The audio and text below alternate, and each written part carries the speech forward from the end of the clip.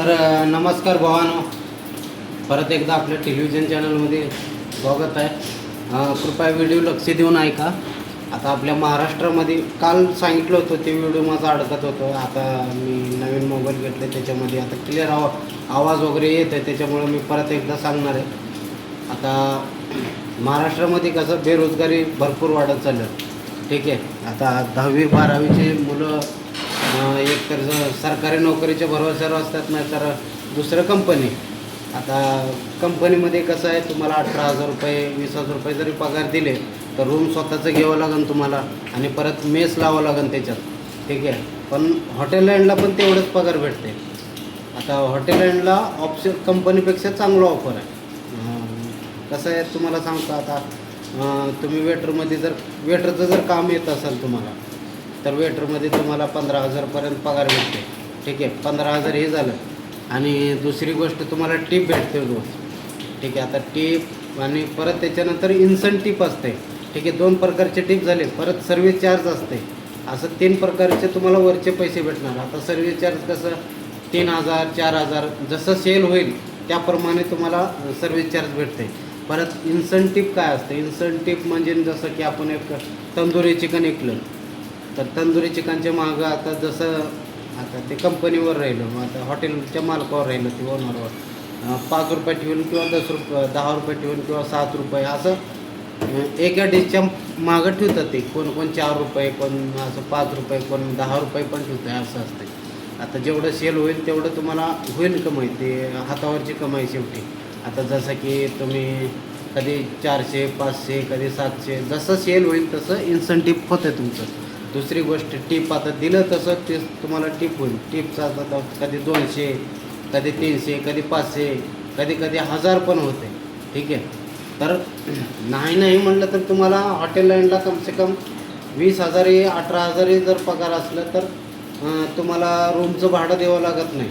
कारण company room आपला हॉटेलचं रूम असते, परत 3 टाईम जेवण असते हॉटेलमध्ये.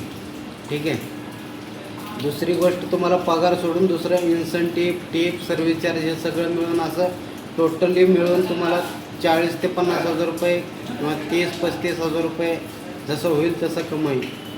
असं 30,000च्या वरी तर होणार म्हणजे होणार वेटर लोकांच्या आणि कॅप्टन लोकांची कमाई. तर महाराष्ट्रामध्ये असं बेरोजगारी वाढत चालली. कशामुळे वाढत चालली, आता शाळा शिकले जे 10वी, आता वेटरमध्ये कॅप्टनमध्ये, आता वेटर कसं वेटरमध्ये जॉईन केलं की मग त्याच्यानंतर तुम्ही कॅप्टन होणार. डायरेक्ट कॅप्टनमध्ये येत नाही. कारण की तुम्ही म्हणत असाल की एवढं अवघड काय त्याच्यात. आता अवघड नसलं तर लोक हॉटेल मॅनेजमेंट केले नसते, अवघड आहे म्हणून हॉटेल मॅनेजमेंट वगैरे करून येतात. ठीक आहे, तर ह्याला शिक्षण महत्त्वाचं आहे. 10वी झालं तरी चालते, कारण की तुम्हाला इंग्लिश लिहिता वाचता आलं पाहिजे, एवढंच आहे. बाकी तुमचे एक्सपिरियन्सनं तुम्ही शिकून घेता, काय अडचण नाही. ठीक आहे, दुसरी गोष्ट असं आहे, आता तुम्हाला कंपनीपेक्षा ऑप्शन हे चांगलं आहे हॉटेल लाईन एक. ठीक आहे, कंपनीमध्ये तुम्हाला जास्त पगार भेटत असेल तर ते वेगळी गोष्ट आहे, पण कमी पगारीमधलं 30च्या अलीकडे जर तुम्हाला कंपनीमध्ये पगार भेटत असलं आणि जसं की जे कंपनीमध्ये सोडलं की दुसऱ्या कंपनीमध्ये गेलं तर तेवढीच पगार भेटते, तर ते ठीक आहे, तर चालते कंपनी, काय अडचण नाही. पण हॉटेल लाईनला असं आहे, तुम्ही त्या पोस्टवर आणि तुमच्या एक्सपिरियन्सनं जे पगार चालू आहे ते पगार भेटणार म्हणजे भेटणार. ठीक आहे, आणि दुसरी गोष्ट असं आहे, तुम्ही आउट एरियामध्ये काम नका करू. एक्सपिरियन्ससाठी आउट एरियामध्ये काम करा, जसं की पुणे, मुंबई, बेंगळूर, हैदराबाद असं चांगल्या सिटीमध्ये चांगल्या रेस्टॉरंटमध्ये काम करायचं, चांगले योग्य पगार भेटून जाते. ठीक आहे, आता आउट एरियामध्ये तुम्ही काम केलं तर कसं तिथं इन्सेंटिव्ह सर्व्हिस चार्ज वगैरे नसते. आता टिप पण तेवढं भेटत नाही, कोण देत नाही त्यांना. आता टिपचं काय जेवण केले निघाले असं 5-10 रुपये देऊ असं काही नसते, तेवढं म्हणजे तेवढं देत नाहीत लोक, असं आहे. तर बघा, बसून राहू नका, शाळा शिकून वाया जाऊ नका. आपण एवढ्या मेहनतीनं शाळा शिकून कुठं तर उपयोग केलंच पाहिजे. आता तुम्ही म्हणत असेल मी एवढं शाळा शिकून सरकारी नोकरीच लागून घेणार आहे, तर शाळा शिकणाऱ्या माणसाला सरकारी नोकरी जर लागलं असतं तर आज हॉटेलमध्ये म्हणा, ट्रक ड्रायव्हर म्हणा, अनेक ठिकाणी शाळा शिकलेला माणूस नसतं. ठीक आहे, तर शाळा आपल्या अनुभवासाठी शिकायचं असते. ठीक आहे, तर सगळ्यात महत्त्वाचं आता हॉटेल लाईनला यायचं म्हटलं तर शिक्षण लागणारच. तर तुम्ही तुमची 10वी झाली किंवा 12वी झाली, किती 10वीच्या पुढे शिक्षण झालं तरी चालते. या कुठं पण तुम्ही जर आउट एरियामध्ये जसं की गावामध्ये राहत असाल तर जिल्ह्यात जावा. शाळेच्या सुट्ट्या पडल्या की जिल्ह्यात जायचं व हॉटेलमध्ये काम करायचं. एक्सपिरियन्ससाठी करायचं. पगार किती भेटू पगारीला बघायचा नाही त्या टायमाला. एक्सपिरियन्स जेव्हा आपण घेतो त्या टायमाला पगारीला बघायचं नाही. ठीक आहे. मग आपलं वेटरच्या हाताखाली काम करायचं, वेटरचं काम शिकून घ्यायचं. मग तुम्ही सगळं आपलं दारूचं बारचं सगळं नावं वगैरे पाठ करून घेतलं, सर्व्हिस कसं करायचं काय नाही तर होऊन जाते आपलं हळूहळू. मग परत सिटीमध्ये यायचं, एक्सपिरियन्स वाढत जाते, काय अडचण नाही. ठीक आहे. तर घरी बसून राहू नका. घरी बसून राहू नका. तुम्ही 10वी 12वी शिकत असाल तर सुट्ट्या पडल्या लगेच तुम्ही बिझी व्हा. आता स्वतःला बिझी करणं शिकून घ्या. सगळ्यात पहिलं स्वतःला बिझी करणं गेलो, घरात बसून राहिलो की माइंड सेट राहत नाही. काय ना काय डोक्यात वेगळं विचार येत असते. ठीक आहे. पैसे नसले की माणूस काही विचार करते, कुणाच्याही नादी लागते, काही मग जिंदगी बेकारच आहे. मग तसं करू नका. स्वतःला बिझी केलं तर तुम्ही स्वतः बिझी होणार जाणार, काम शिकत जाणार.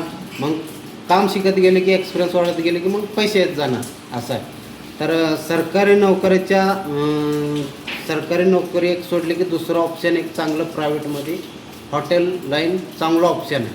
एवढंच मला सांगायचं आहे. ठीक आहे. आता महाराष्ट्रामध्ये कसं बरेच लोक असं हॉटेल लाईनला कामं करत नाहीत. आता मी जिथं आहे तिथं मी एकच माणूस आहे महाराष्ट्राचा. ठीक आहे. तर तुम्ही अजिबात असं काही विचार करू नका. आता पैसे काही कमी भेटत नाहीत हॉटेल लाईनला. तुम्हाला पगारी जरी कमी असला तर भरपूर टीप भेटून जाते, इन्सेंटिव्ह असते, सर्व्हिस चार्ज असते, भरपूर फॅसिलिटी असते. आता हॉटेल लाईनला तुम्ही जॉईन केले की तुम्हाला रूम फ्रीमध्ये भेटणार आणि 3 टाईम जेवण असणार, परत झोपायला गादी, पांघरायला असणार, परत उसवाशी भेटणार.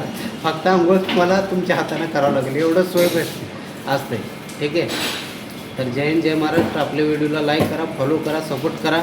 लय मेहनत करावं लागते एक व्हिडिओ बनवण्यासाठी. आता 3-4 वेळा मी व्हिडिओ डिलीट केले, परत बनवले, असं रिपीट करून. ठीक आहे. तर सपोर्ट करा आणि घरात बसून राहू नका, बिझी होऊन जावा. तर तुम्ही आपणाला पण कॉन्टॅक्ट करू शकताय. आपल्या ओळखीनं कुठं ना कुठं लावतो. पण तुम्ही येणार, एखादी महिना 2 महिने काम करणार, परत पुण्यात आले की चांगले कपडे घालून परत गावाकडे निघून जाणार, ते काही कामाचं नाही. तुम्ही आलं की टिकून राहावं लागते. ठीक आहे. आलं कमसे कम 6 महिने सुरुवातीला तुम्ही टिकून काम करा. 6 महिने म्हणा, 6 महिन्यातून आता 1-2 वेळेस आपण गावाकडे गेलं तरी चालते. 6 महिने वर्ष. आता बाहेरच्या राज्यातून लोक येतात. आता इथं सगळे बाहेरच्या राज्यातले लोक आहेत, काही नेपाळचे पण आहेत, पण ते 2-2 वर्ष झालं अजून गावाकडे गेले नाही.